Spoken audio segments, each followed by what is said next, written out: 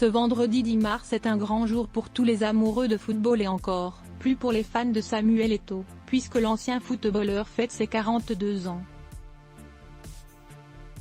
Si le football africain a eu de nombreux joueurs de grand talent, à l'image de Didier Drogba ou Mohamed Salah, ils sont peu à pouvoir égaler le niveau et le palmarès du Camerounais. Sous les couleurs du FC Barcelone, puis de l'Inter Milan, l'attaquant supersonique a tout gagné dans les années 2000. Véritable légende dans son pays, il est devenu président de la Fédération camerounaise de football en décembre 2021.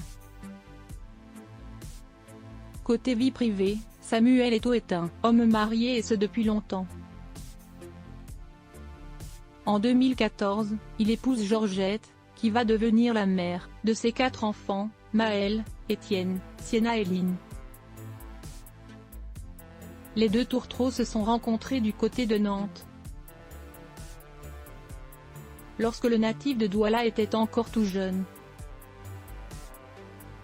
Malheureusement, le sportif doit rentrer au Cameroun et le couple est séparé mais entretient une relation à distance.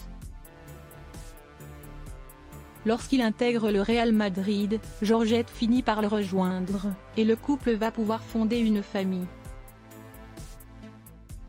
Une vie de famille rangée, mais qu'une certaine Nathalie Koha va venir bouleverser en 2016.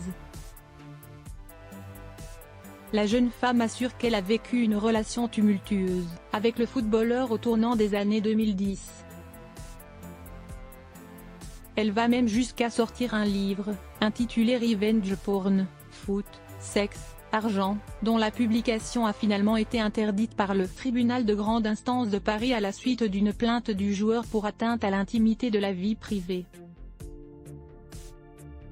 Ce livre est une vengeance et ne présente aucun intérêt journalistique. Il ne fournit aucune information. Madame Koha se livre à des faits grotesques et inutiles en justifiant cela par l'intérêt légitime du public, déclarait l'avocat de Samuel Eto'o après l'interdiction du livre, une décision validée par la cour d'appel et le livre n'a donc jamais été publié.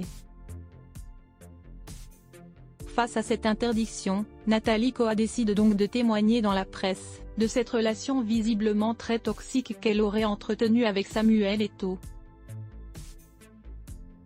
Elle accuse d'ailleurs ce dernier d'avoir dévoilé des photos d'elle, nue sur Internet, d'où le titre de son livre. Il peut être à la fois très gentil, disponible, intense. Mais il peut être aussi très sombre, imperturbable. Je ne dirais pas qu'il est bipolaire, mais il est entre les deux en fait, témoigne-t-elle à SoFoot en février 2016. J'étais jeune, il a peut-être senti que j'étais malléable. Celle qui prétend avoir eu une relation avec l'idole camerounaise va même plus loin dans ses révélations.